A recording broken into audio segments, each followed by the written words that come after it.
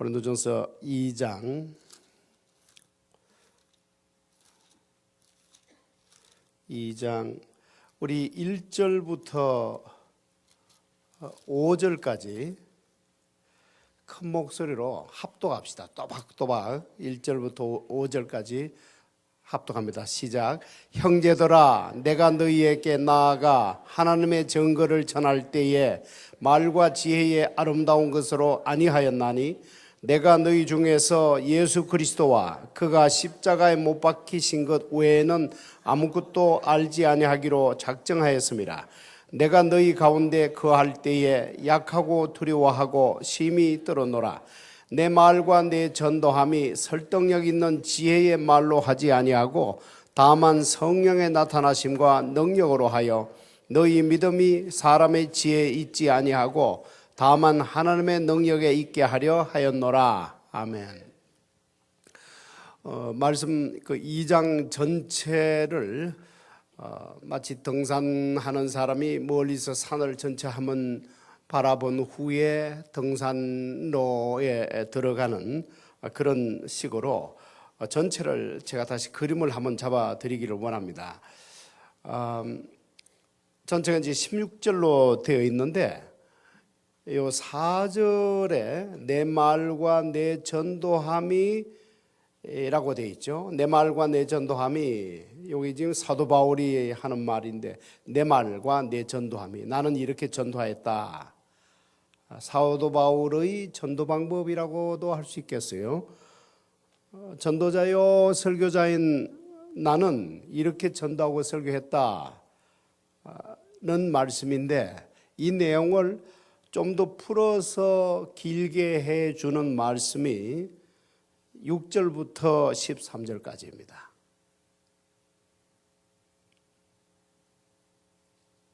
그리고 이제 5절은 너희 믿음이, 이것은 이제 고린도 교회 교인들을 두고 하는 말입니다. 4절은 사도 바울이, 5절은 고린도 교회 교인들의 믿음이, 이 부분을 또 풀어서 해주는 말씀이 14절부터 16절까지입니다. 그래서 이제 1절부터 5절까지이지요. 사실은 그렇지만은 그것을 더 보완하고 보충하고 길게 풀어주는 내용이 그 뒤에 있기 때문에 사실상 1절부터 16절까지 이제 다 우리가 공부를 하는 것이 좋습니다.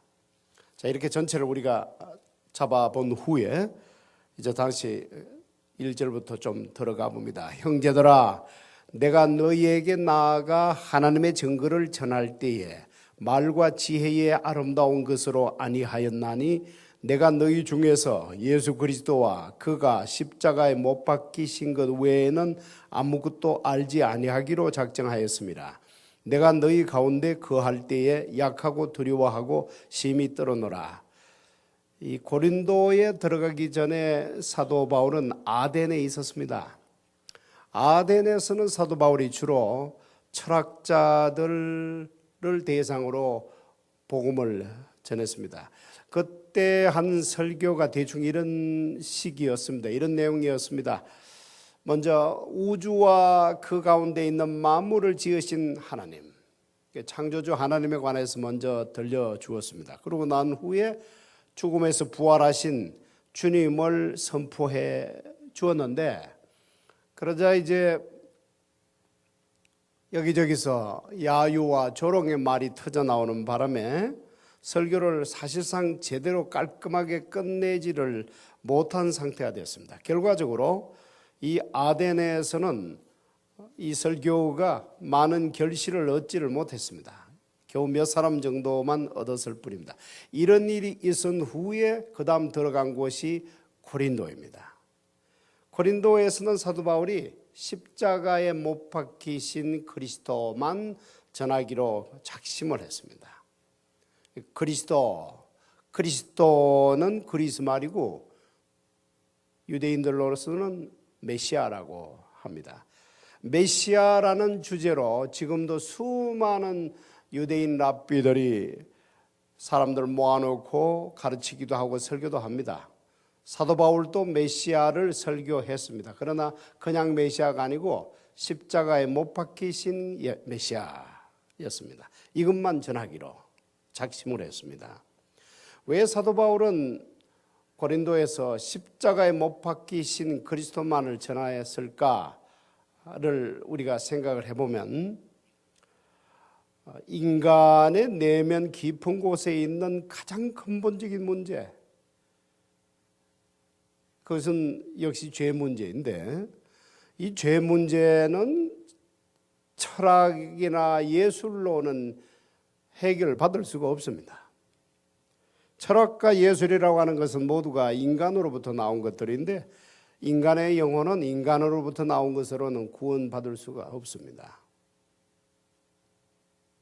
이 죄 문제, 사실 이 죄 문제, 아무리 우리가 양심적으로 살아도 끝내 해결 못 보는 것이 죄 문제입니다. 죄로 인한 고통, 죄의식, 죄책감, 이것은 고칠 수 없는 영원한 불치병인데, 그렇기 때문에 철학과 예술로는 안 됩니다. 잠깐 마치 사탕 발림처럼 설탕가루 조금 뿌려 놓는 것처럼 잠시간에 어떤 위로를 받을 수 있을지 몰라도 보다 근본적인 우리들의 이 문제, 인간의 문제는 절대로 그런 것으로는 해결을 못 보고, 바로 이 문제, 이 말씀, 그리스도가 십자가에 처형당하셨다. 당신의 죄 때문에 당신의 죄를 끌어안고 그리스도께서 십자가에 못 박히셨다. 그곳에서 처형당하셨다는 이 말씀만이 꼭 우리 안에서 독사처럼 꽈리를 들고 있는 그 죄 문제가 꿈틀하게 됩니다. 예술로는 안 돼요. 철학으로는 안 되고 어떤 사조나 사상 안 됩니다. 그리스도가 당신의 죄 때문에 죄를 끌어안고 십자가에 못 박히셨다. 알아듣든지 못 알아듣든지 그 말 이외에는 그 영혼 깊숙이 숨어있는 그 문제를 건드릴 수가 없습니다. 그 말을 듣고 마음에 깊은 어떤 건드림을 경험하고, 그래서 회개하면서 울면서 손을 내밀어 주님을 붙잡을 때, 그때 비로소 그 문제가 해결을 받을 수 있기 때문에 사도 바울은 고린도에 들어가서는 십자가에 못 박힌 그리스도 외에는 달리 전하지 않겠다고 장심을 했습니다. 사도 바울이 고린도에 들어가서 참 두렵고 떨렸습니다. 두 가지 이유 때문에 두렵고 떨렸다고 생각이 됩니다. 하나는 오직 십자가에 못 박히신 그리스도만 전하기로 했기 때문에, 그래서 두렵고 떨렸을 것입니다. 다른 거 전하면 두렵고 떨리지 않아요. 철학을 논하자면, 예술을 논하자면 조금 더 두렵지 않죠. 재밌죠. 오랫동안 함께 즐길 수가 있습니다. 그러나 십자가에 못 박히신 그리스도를 전한다라고 하면 다 두렵고 떨립니다. 적어도 십자가에 못 박힌 예수를 경험한 분들은 그렇습니다. 십자가에 못 박히신, 내 죄 때문에 못 박히신 예수, 그분을 한 번이라도 내 생에 뜨겁게 경험을 하고 그 앞에서 참 크게 변화를 받아본, 크게 회개를 하고 크게 울어본 그런 경험이 있는 사람들은 십자가에 못 박히신 그리스도를 전한다, 그 자체만으로도 두렵고 떨려요. 그리고 그런 설교만이 영혼을 구원할 수 있기 때문에 굉장한 어떤 영적 압박감, 어떤 두려움이, 어떤 무엇이 주는 그 무엇이 있습니다. 그래서 두렵고 떨렸을 거예요, 사도 바울도. 둘째로 사도 바울이 고린도에서 두렵고 떨렸던 이유는 성령님만 의지했기 때문일 것입니다. 이것은 원인도 되고 결과도 됩니다. 두렵고 떨리기 때문에 성령님만 의지하게 되지만, 또 반대로 성령님 앞이기 때문에 또 두렵고 떨리는 마음이 생길 수 있습니다. 이 성령님만 의지하겠다고 무릎을 꿇으면 눈물부터 나오는 것을 경험한 적도 많을 거예요. 여러분들도. 이것은 성령님 앞에 있게 될 때에 일어나는 지극히 정상적이고 자연스러운 현상 중에 하나입니다. 사람 앞에서도 두렵고 떨리는 것인데 성령님을 의지하기 위해서 나의 무능과 무력을 절감하면서 성령님만 의지합니다 하고 무릎을 꿇게 되면 당연히 어떤 벅찬 감정 때문에 눈물이 왈칵 쏟아지기도 합니다. 그러나 바로 이런 사람 위에 성령님께서는 항상 위로해 주시고 새 힘을 더해 주십니다. 사도 바울이 고린도에 체류한 기간이 1년 6개월쯤 됩니다. 이 기간 동안 개인적으로도 전도하고 또 유대인들이 모이는 곳에서도 전도했는데 과거 그 어느 곳에서보다도 고린도에서 더 떨리는 마음으로 두려운 마음으로 성령님만 의지했습니다. 이것은 틀림없이 고린도에 오기 전에 아덴에서 경험한 것과 상관이 있는 일일 것입니다. 아덴은 철학과 예술과 학문의 도시였는데 고린도에 들어와 보니 고린도도 역시 바로 지척이기 때문에 고린도 역시 철학과 예술의 도시였습니다. 거기다가 한 가지가 더한 것이 바로 음란이었죠. 음란의 도시. 그래서 성령을 의지 않고는 도무지 할 수 없다는 한 사명자 또는 사역자로서의 사도 바울의 무력감, 무능감, 절망감 충분히 상상이 됩니다. 아마 그래서 더 그렇게 성령님만 의지했을 것입니다. 그러나 바로 사도 바울이 고린도에서의 경험을 바탕으로 기록해 놓은 유명한 말씀이 바로 내가 약한 그때의 강함이라. 이 말씀이 고린도 후서에 기록되어 있는데 이것은 생생한 사도 바울의 개인적인 체험을 바탕으로 하고서 들려주는 너무나 참 보배로운 말씀이죠. 사도 바울이 고린도에서 성령님만 의지하고 사역했기 때문에 고린도 교인들의 믿음은 성령이 인쳐주시는 믿음이 될 수가 있었습니다. 만약 사람의 말에 감동을 받아서 믿음을 가지게 되었다 하면 그 믿음 오래 가지는 못해요. 사도 바울이 고린도에서 해준 그 사역을 보면 철저히 십자가에 못 박힌 그리스도 그리고 성령님만 의지하는 이 두 가지로 그렇게 했기 때문에 꼭 대장간에서 대장장이가 쇠방망이로 쳐서 부수기도 하고 연장을 그렇게 단단하게 만드는 것처럼 고린도 교인들의 그 믿음이 그렇게 단단한 믿음이 될 수 있었습니다. 자, 그럼 이제 6절 이하에는 이 성령의 능력이 나오는 성령의 지혜, 하나님의 지혜란 구체적으로 어떤 것인가에 관한 말씀인데 한번 또 살펴보도록 하죠. 6절, 7절 같이 읽읍시다. 시작.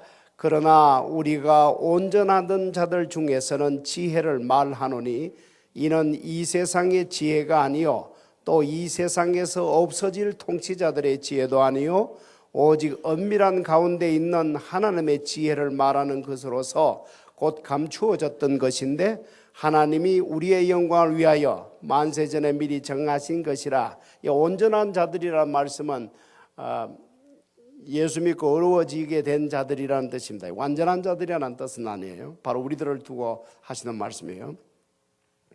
여전히 불의한 우리들이지만 예수 그리스도께서 우리의 거룩함이 되어주시고 우리의 의가 되어주시면서 우리 안에 계시기 때문에 그 덕분에 우리 예수 믿는 사람들을 향해서 하나님이 우리를 의롭다 여겨주시고 또 우리를 향하여 온전한 자라고 불러주십니다. 자, 이런 우리들이 나누는 지혜가 있습니다. 세상 지혜가 아닌 하나님의 지혜가 있습니다. 이 지혜는 첫째로 엄밀한 가운데 있는 지혜입니다. 엄밀한 가운데, 세상의 도서관이나 또는 무슨 인터넷 안에 들어가서 찾을 수 있는 지혜가 아니고 오직 하나님 안에만 엄밀하게 있는 지혜입니다. 감추어져 있는 지혜입니다. 이 대단한 말이에요. 하나님이 어떤 분입니까? 하나님이라고 하는 하나님이라는 어떤 책이 아니죠. 하나님 그분 안에 있는 지혜니까 이건 대단한 거예요. 사실 이 말씀 한마디로도 굉장히 벅찬 말씀이죠. 그런데 그 하나님 안에 있는 이 지혜, 우리는 사실 정확히는 잘 모릅니다. 오늘 몇 가지는 발견해요. 근데 그것을 성령님께서만이 우리들에게 드러내 보여주실 수가 있습니다. 둘째로 이 지혜는 만세전에 우리를 위하여 미리 정한 지혜입니다.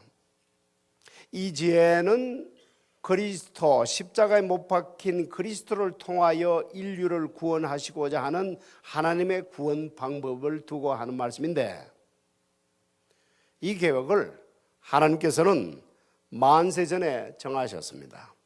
셋째로 이 지혜는 이 세상의 어떤 통치자도 깨닫지 못한 지혜입니다. 8절, 이 지혜는 이 세대의 통치자들이 한 사람도 알지 못하였나니 만일 알았더라면 영광의 주를 십자가에 못 박지 아니하였으리라. 기록된 바 하나님이 자기를 사랑하는 자들을 위하여 예비하신 모든 것은 눈으로 보지 못하고 귀로 듣지 못하고 사람의 마음으로 생각하지도 못하였던 것 같으니라. 예수님이 영광의 주가 되신 것은 십자가를 통과하셨기 때문입니다. 십자가를 지셨지만 사흘 만에 다시 살아나시고 하늘 보좌에 올라가셨기 때문에 영광의 주가 되실 수가 있었습니다.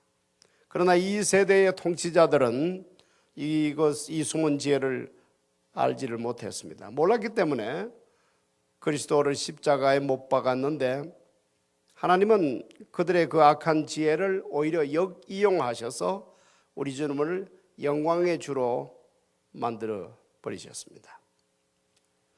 예수님이 많은 기적을 베푸시니까 바리새인들의 심기가 아주 불편해졌습니다. 계속 저렇게 하다가는 로마가 우리 땅과 우리 민족을 빼앗아 버리게 되는 것은 아니겠는가 라고 하면서 아주 불편한 마음으로 우리 주님을 노려보았습니다. 이때 교활한 당시 대제사장 가야바가 이렇게 말해줍니다. 너희가 아무것도 알지 못하는 도다.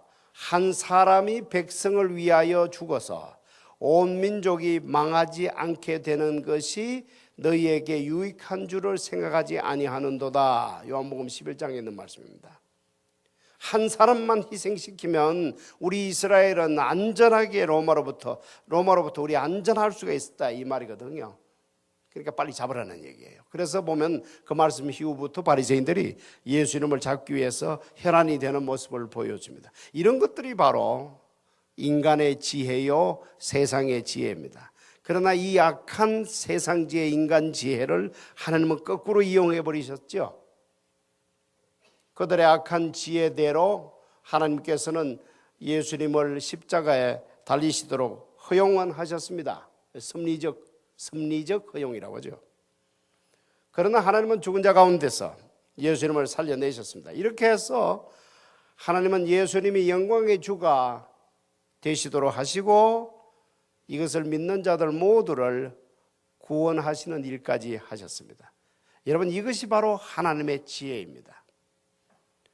이 하나님의 지혜가 얼마나 오묘하고 깊은지 사도 바울은 이렇게 감탄합니다. 하나님이 자기를 사랑하는 자들을 위하여 예비하신 모든 것은 눈으로 보지 못하고 귀로 듣지도 못하고 사람의 마음으로 생각하지도 못하였다 한 것 같으니라.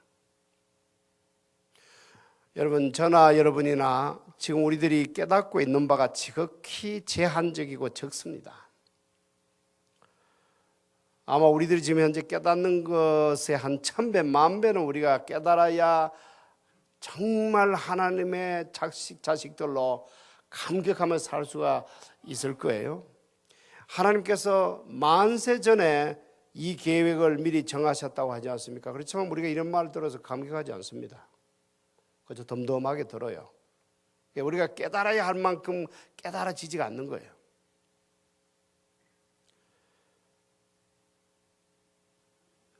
만세 전에 그냥 만세전이라고 하지 아니고 만세전에 우리의 영광을 위하여 만세전에 정한 것이라. 이거 어마어마한 말씀입니다. 영광이라는 말씀은 영광이 주라는 말씀도 있었지만 주님에게나 울리는 그런 말씀인데 영광. 그런데 바로 동일한 바로 그 직후에 그 영광이라는 단어를 말씀을 우리들에게도 그대로 쓰고 있단 말이죠. 우리의 영광을 위하여 만세전에 정하셨다. 참 우리들이 깨닫고 누려야 할 것에 100만 문제 1도 우리는 제대로 깨닫고 있지 못하는 것이 아닐까 싶습니다. 그러나 어쩔 수가 없어요. 이런 일은 우리의 지혜로 우리의 실력으로 우리의 머리로 깨달아지는 것이 아니고 오직 성령으로만 깨달아질 수가 있습니다. 그러니까 이런 말씀에 감격하고 또 힘을 받기를 원하면 더 성령님을 찾고 의지하는 길밖에 없습니다. 그러면서 이것은 동시에 소망의 말씀이기도 하죠. 성령님이 계시고 우리 아버지께서는 그 마음 안에 어마어마한 것을 품고 계시고 그러면 엄청난 소망이 되는 거죠. 우리가 성령님이 계시는 것을 알면 성령님만 의지하면서 우리가 깨달아지는 분량만큼 감격할 수 있으니 이 자체가 벌써 우리들에게 소망이 됩니다.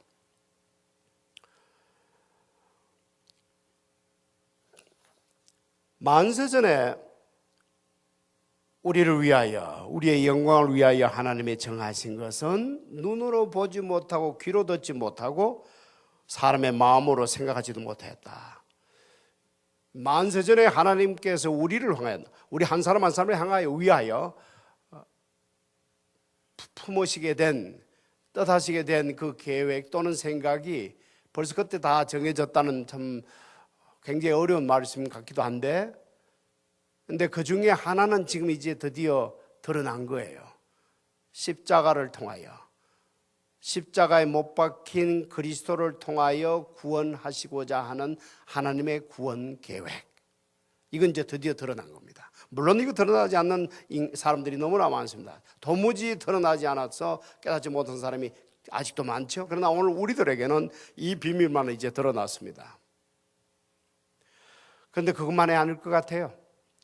지금 여기서 말씀하시는 보지도 못하고 듣지도 못하고 마음으로 생각도 못할 만큼 어마어마한 많고도 많은 우리를 향한 우리 한 사람 한 사람을 향한 나 한 사람을 향한 하나님의 어떤 생각 그것도 영광스러운 그것이 이렇게 많다고 했으니까 십자가에 못 박히신 그리스도를 향한 우리를 위한 구원 계획만이 아니고 그 외에도 대단히 많을 거예요.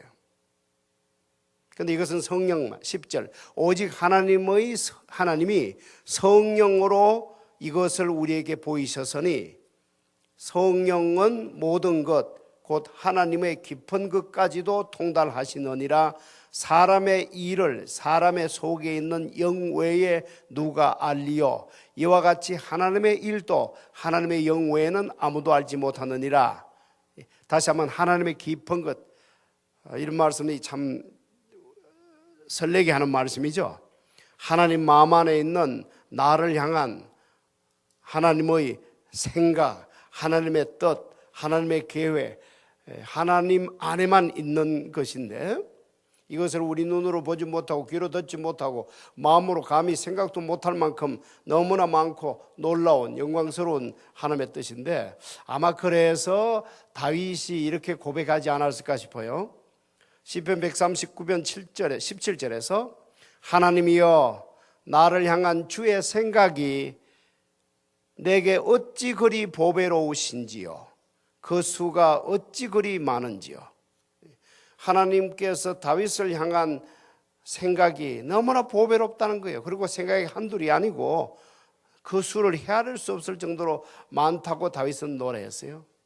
다윗은 아직 예수 그리스도를 본 적도 없었는데 그때가 그런데도 성령이 감동을 주시니까 이런 놀라운 고백을 할 수 있는 겁니다. 그러니까 다시 한번 이런 모든 말씀들이 우리가 깨닫기에는 너무나 벅찬 말씀입니다. 그러나 이것이 진리인 것이죠. 하나님이 계시고 하나님 안에 나 한 사람을 향한 하나님의 영광스러운 뜻, 그 뜻은 보배로운 뜻, 아름다운 뜻, 그것을 가지고 있는데 그거는 너무나 많아서 수를 헤아릴 수 없을 정도로 많다. 이만큼 우리가 귀한 존재라는 뜻입니다. 이만큼 우리는 하나님의 특별 케어, 하나님의 특별 사랑을 받고 있는 존재라는 뜻이에요. 이것이 이제 깨달아지는 분량에 따라서 어떤 사람은 사도가 되고 어떤 사람은 성도가 되고 어떤 사람은 신도가 되고 그러는 것 같아요.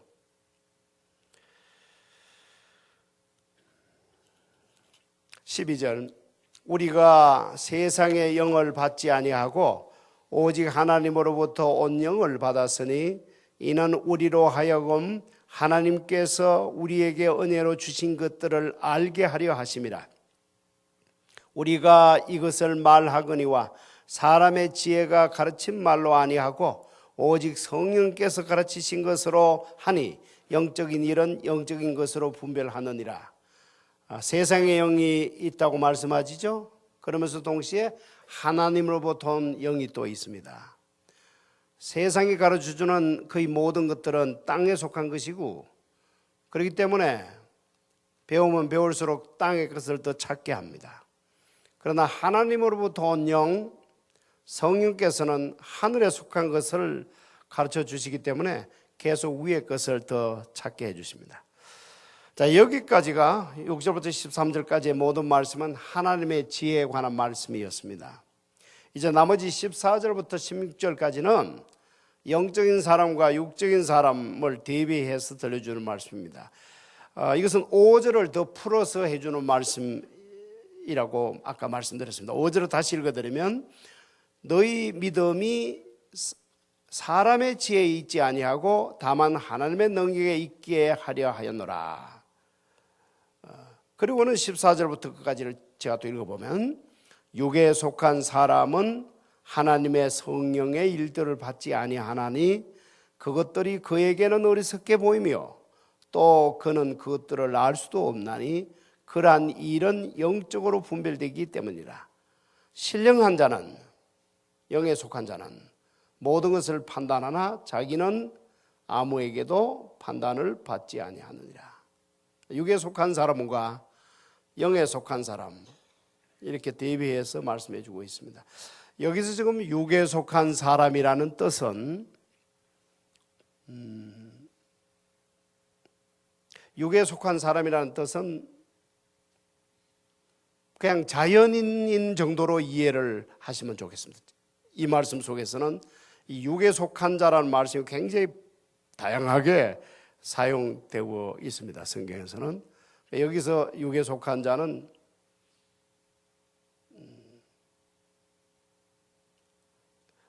그 원어가 사이키. 그래서 옛날에 왜 사이키델릭이라는 음악이 있었죠. 그 다 거기서 나온 말인데 이 혼을 빼놓는 음악이었죠. 혼이란 뜻입니다. 정확히 말하면 영은 없어요. 영은 죽어 있어요. 혼, 그러니까 부모님께서 태어났을 때의 상태, 자연인. 이게 지금 여기서 육적인 사람은, 육에 속한 사람은 그런 뜻으로서 말씀하고 있습니다. 다른 말로 하면 성녀로 거듭나지 않은 사람을 두고 하는 말입니다. 아무리 교회를 다니고 성경을 몇 번 읽어도 거듭나지 않았으면 여기에 속해요. 육에 속한 사람입니다. 이런 사람은 하나님의 성령의 일들에 관해서는 깨닫지를 못합니다. 무지합니다.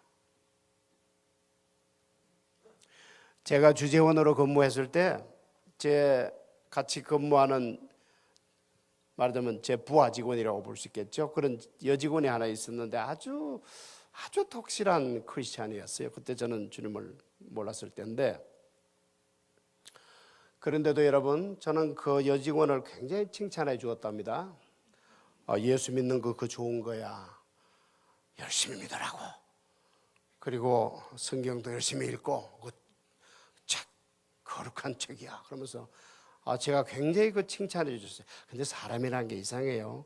그런 거 칭찬해 주면 나면 괜히 뭐 좋은 일 크게 한 것처럼 기분이 좋은 거 있죠. 심리가 그렇더라고요.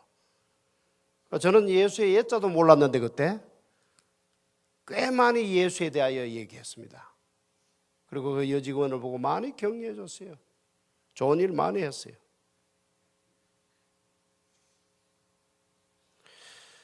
그 여직원은 지금 생각해봐도 성령으로 완전히 거듭난 분이고 참 크리스찬이 저런 모습이어야 하는데 하는 생각 요즘도 가끔 합니다.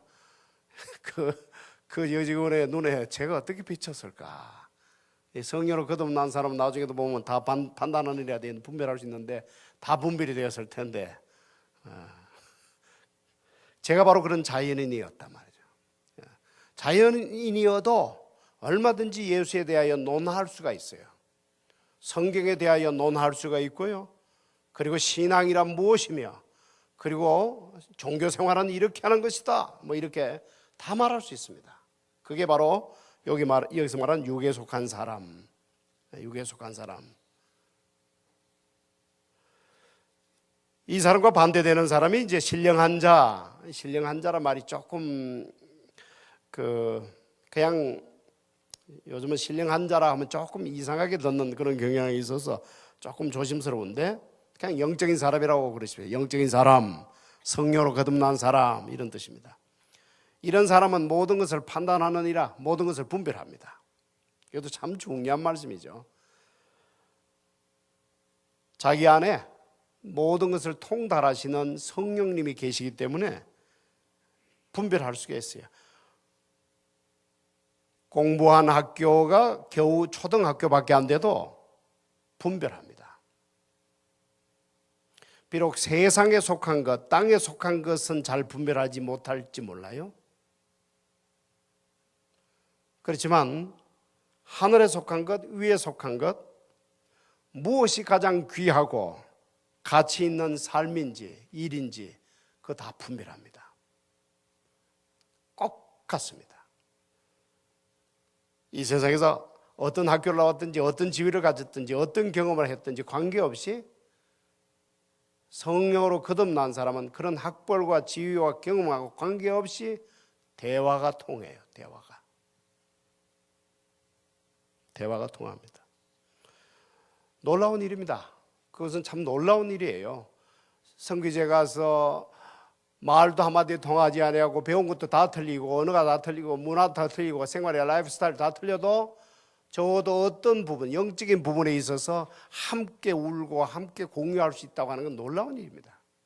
왜 이런 말들을 자꾸 들려주는가 하면 고린도에 아볼로파다, 바울파다 척갈라지고 그러지 않았습니까? 그렇기 때문에 더더욱 이 말을 들려주었을 거예요. 내가 너희들에게 갔을 때 어떻게 가르쳤느냐. 그것만 회복이 되면 그런 것은 한순간에 다 해결받을 수 있겠기 때문에 이 말씀을 더더욱 들려주었을 것입니다. 자, 이런 사람, 영에 속한 사람, 신령한 사람, 성령으로 거듭난 사람은 아무에게도 판단을 받지 아니한다. 왜냐하면 내 안에 그리스도의 영이 계시기 때문에 그렇습니다. 내 안에 그리스도의 영이 계시기 때문에 믿기만 하면, 잘 믿질 않아서 흔들리는데 이걸 믿기만 하면 견고해질 수가 있습니다. 세상을 이기신 주님의 영이 내 안에 계시기 때문에 요동치 않습니다. 누가 어떤 말을 해도 요동치 아니할 수가 있습니다. 내 안에 세상을 이기신 그리스도의 영이 계시니까. 이것은 많이 배우고 적게 배우고 지위 이거 아무 상관이 없어요. 그것과는 아무 상관이 없이 내 안에 하나님의 영이 계시는 사람들은 세상 끝날까지 요동치 않고 견고하게 끝까지 갈 수가 있습니다. 자, 16절은 총 결론인데 한번 같이 한번 읽읍시다. 시작. 누가 주의 마음을 알아서 주를 가르치겠느냐? 그러나 우리가 그리스도의 마음을 가졌느니라. 자, 예수님에 관해서 누가 주의 마음을 알아서 주를 가르치겠느냐? 주를 가르치겠느냐? 세상을 향하여 세상에 나아가서 주님에 대하여 말하겠느냐 이 말이에요. 주를 가르치겠느냐? 주님에 관해서 누구에게 들려줄 수 있으려면 하나님의 영이 내 안에 계셔야 되는데, 근데 사도 바울이 지금 뭐라고 말합니까? 우리가 바로 그런 사람들이다 라고 말합니다. 우리가 바로 주의 영이 우리 안에 계시는 사람들이다. 그리스도의 마음이 우리 안에 있는 사람들이다. 이 말을 들려주는 또 이유는 아까 말씀드린 것처럼 바울파니 아볼로파 부끄러운 일이다 하는 것을 좀 들려주고 있죠. 우리가 주의 성령으로 하나가 되어서 주를 세상에 가르쳐야 할 우리들이 아니냐 이런 뜻입니다. 그런 식으로 그런데 나눠져 있는 것은 참으로 부끄러운 일이다, 창피한 일이다 라고 결론적으로 말씀해 줍니다. 사랑하는 성도 여러분, 이제 말씀을 다 정리합시다. 우리가 오늘 이 말씀을 우리가 같이 이렇게 받았습니다. 우리도 마음을 좀 들어, 머리도 들고 마음도 들어야 되겠죠. 오늘 주요 말씀들을 다시 우리 기억을 해보십시다.